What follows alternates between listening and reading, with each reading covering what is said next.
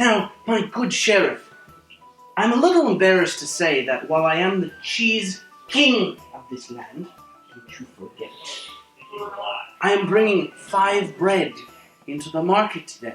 5 bread. Most indubitably, 5 bread. I find that hard to believe, considering I'm bringing 4 bread. That's dare you? How did you get more bread than me? If you know the right people, the bread will come. Sheriff of Nottingham will run you about $35 retail, which is what I paid for it when it first came out.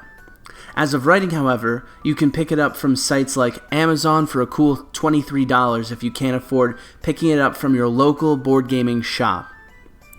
When you first crack open your copy of Sheriff of Nottingham, you'll find 216 good cards separated into 3 types, stacks of coins valued at 1, 5, 20, and 50, a card organizer, 5 player boards and matching bags, a 14-page rulebook, and this wobbly sheriff standee.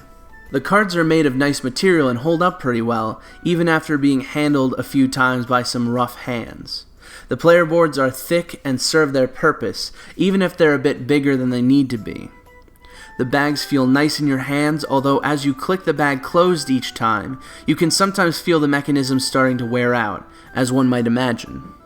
As I mentioned, the sheriff standee doesn't sit particularly well, especially considering how, when you pick it up, the bottom piece will fall out easily, so passing it around the table feels like more of a chore than it needs to.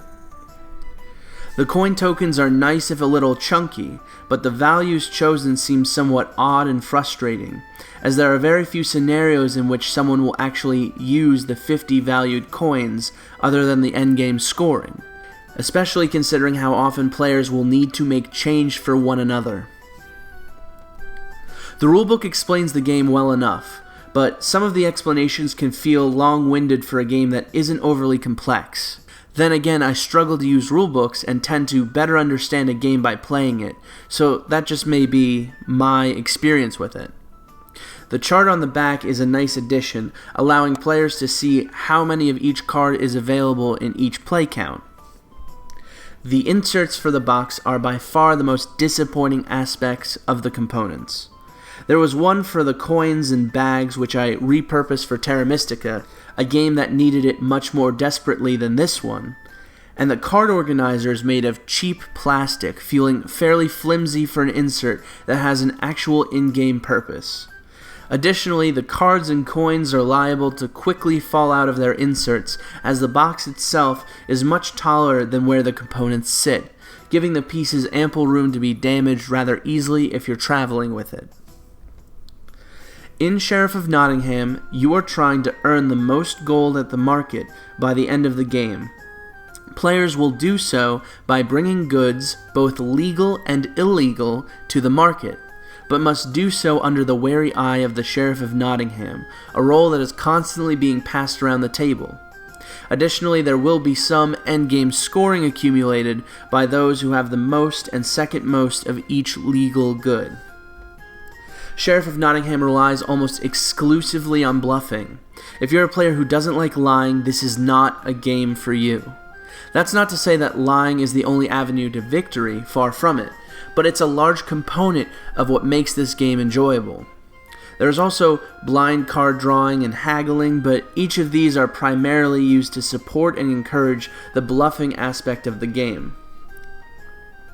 At the start of each round, a new player will receive the honor, nay, privilege, of being the rotund and intimidating sheriff, although a large part of this game, in my opinion, is role-playing, so making each player's sheriff unique and different is a huge part of the fun. And you had what in your... 3 cheeses? 4 cheeses, for I'm the king and I shall outlast you in the cheese! I would like to point out. The roll moves around the table clockwise and acts as the game's timer, as the game ends after each player has been the sheriff twice, 3 times if it's a 3-player game. Then, moving clockwise from the sheriff, each non-sheriff player will discard and draw cards. Players may choose which cards they will discard before drawing up to their 6-card hand limit, but the cards are set aside until after they draw. This is because players can first choose to draw from the 2 discard piles provided, and then from the central draw pile if they desire. Once a player begins to draw from the central deck, they can no longer draw from the discard piles. Once everyone has drawn up, players will choose which goods will go into their bag. Cards can be composed of a variety of types, but this could get you in trouble with the sheriff if you're not careful. After each player has filled their bag and clicked it shut, players will state to the sheriff what they claim their bag contains. Players can only claim to have 1 good in their bag at a time, and they must always tell the truth about the number of cards in their bag. This rule has made this game such a chore to teach sometimes. It seems like every game I play, people have trouble grasping this idea, and it takes maybe a couple rounds for certain players to really catch up with everyone else, making the first few rounds feel very problematic in terms of playing it, because players have already revealed that they're trying to lie, and so once they've revealed that, they're going to switch around the cards in their bag, but likelihood is they aren't. In my experience, I've had to hold at least 1, if not 2, practice rounds before each game to make sure that everyone's, on board with this idea, and even then, I've had players after the fact make this mistake. When the sheriff has had the chance to hear from everyone, a timer starts, and the sheriff must quickly choose which bags they will search and which will be left alone. The time limit is flexible and should vary due to the player count. The sheriff is able to question players about their motives and plans, as well as try to solicit bribes from them. Players may also openly offer bribes if they choose so. Bribes may be money, goods that they already have played, goods that are currently in their bag, or promises of future favors. While promises of money or goods on the table must be followed through on, players can lie about the other 2, claiming to have things in the bag that they don't actually have to give you, and thus cannot be paid, or simply choosing to not follow through on promises for future favors. You've been having a little bit of a hard time telling the difference between a chicken and a crossbow. I know they look very similar on paper. Now, sir, I'm just a simple baker. I have no expertise in weaponry and fighting. So they're just crossbow-shaped bread, like baguettes. Sometimes I like to mix it up. Oh, that's right, you have chickens. Yeah. There's a trick question. So, in fact, you have chickens shaped like bread and shaped like crossbows. No good. Very fishy statement if you do say so yourself. I'm a feeling I'm going to have to check that back. You have an offer for me? You got 10 seconds. Give you the rest of my cover. I'm going to check your bag. As for you, what's going to be? Am I going to check it or are you going to bribe me? You can check my bag. Alright, it's going to be a hoot tilt round. Once the sheriff has finished their interrogation or the timer ends, whichever comes first, players who have not been searched may reveal their cards and place them in the appropriate places, thus revealing whether they lied or not. Additionally, all illegal goods are placed face down, leaving the exact values of the cards in question a mystery.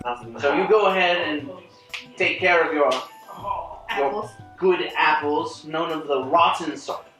That is a very strange looking apple. Pretending to be the king's fool. As for those bags the sheriff has chosen to search, one of 2 things can happen. Scenario 1. The player was lying. If the player was lying about any of their goods in the bag, even legal goods, then that player must pay the penalty cost of the cards out of their own pocket. Additionally, they must discard those cards into whichever of the discard piles they choose in any order of their choosing. One chicken? What is this? Since when do chickens come with pepper on them already and soaked in mead? Why, good sir? Pay me the 12 gold you owe me. You're scaring the cat. And also, you get to discard the cards however you see fit over the course of the 2 piles. They do, however, keep those cards that they did claim was in their bag. Scenario 2. The player was telling the truth. In this case, the sheriff is forced to pay the penalty for each of the cards, and the player keeps all of the cards from their bag. I'm doing terribly. Well, Everybody always picks my I bag. see that you have your 2 chickens as promised. I will pass you your 4 copper pieces. Damn. I didn't want any copper anyway, peasantry. Money. And as for you, Oh, man, 3 apples. Very good. I am glad to see that for once I was wrong about you. For once. Play continues until each player has been the sheriff the appropriate number of times, and then players see who has the most of each legal good. Some illegal goods, known as royal goods, count towards those endgame totals, but are only revealed in that end phase. If players attempt to smuggle those cards in but are caught, the sheriff gets to keep those goods for themselves, potentially giving one of your opponents a huge boost towards their endgame count. After all of the bonuses are tallied, players add their coins, the value of all goods they successfully brought into the market, and the bonuses in question to formulate their final score. Whoever has the most wins. A match will likely last around 45 minutes to an hour, depending on the number of players or how long a sheriff will take to decide which bags to search. While there are no expansions currently out or planned for this game, there are some promo cards that can be added to the card count with some interesting effects. The game claims that it can be played with 3 to 5 players, but the 3-player game is definitely on the weak end of things. There just isn't enough player interaction for it to be a wholly exciting or interesting game. And while 4 players is fine, this game shines most at the 5-player count, which can feel a little limiting. Sheriff of Nottingham almost entirely relies on the people around the table for you to have a positive experience with the game, a huge disadvantage for Sheriff of Nottingham as a whole, in my opinion. See, in other games like Terra Mystica or 5 Tribes, there's this puzzle that's presented to you to solve, and usually that's enough to engage you with a game even if you aren't playing with your best friends or the nicest of individuals. In Sheriff of Nottingham, you need to have people there who you can interact with well and really fully immerse yourself in the game.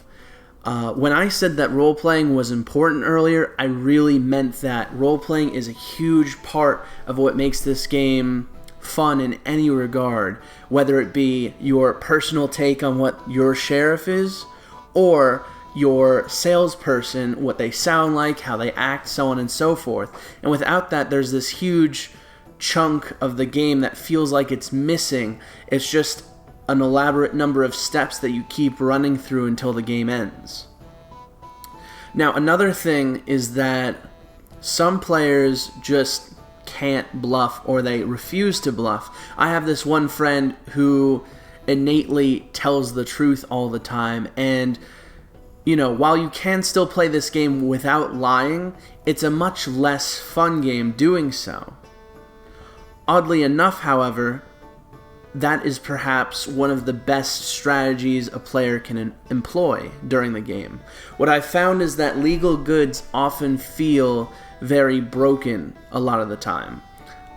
So my strategy when playing the game, more often than not, is discard all legal goods in my hand, usually discard all but one type of legal good, draw as much of that as I can out of the discard pile, and then draw blindly. And usually, a majority of the time, you'll have at least 3 of a legal good in your hand, if not 4 or even 5.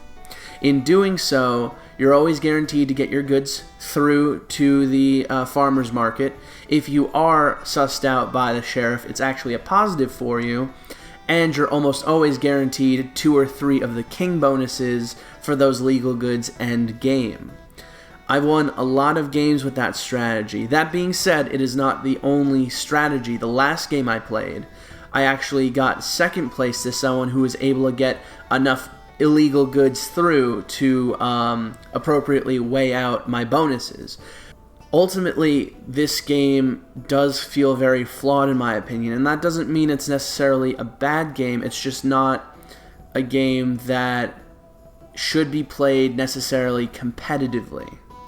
I believe that the people who would best enjoy this game are families or smaller gaming groups who don't mind a little fibbing and a very light-hearted game. There aren't very many mechanics here. It's a simple, easy game to get out to play, and it's a very good game to introduce newer players to the board gaming genre, I guess, as a whole, genre of gaming. It's a very easily accessible game for a lot of players. That being said, I definitely don't believe that this is the best game for this style of gameplay. What do you guys think? Do you believe that Sheriff of Nottingham is as okay as I suggest, or have you played it and disagree with my opinions? Let me know in the comments. Feel free to like and subscribe, and please give me any feedback you can on this show. As long as you guys are giving me that constructive feedback, I can keep making this show better, furthering it in the future, and hopefully we'll have a very professional product on our hands down the road. So yeah, thanks for stopping in, and I'll see you next time.